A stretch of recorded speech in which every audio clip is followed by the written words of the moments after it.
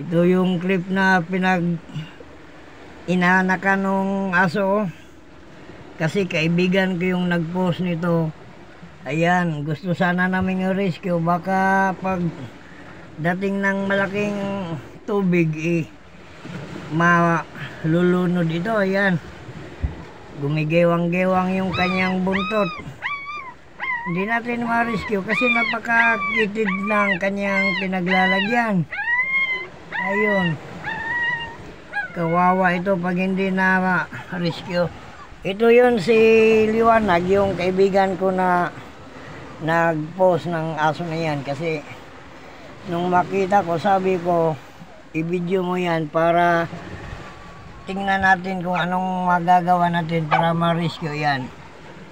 Ayan, tumatahol-tahol na yung mama. Ayun ang aso, itim ang kanyang kulay. Sige, babalikan na lang namin to kung sakasakali kasi talagang makitid ang daan. Ayan.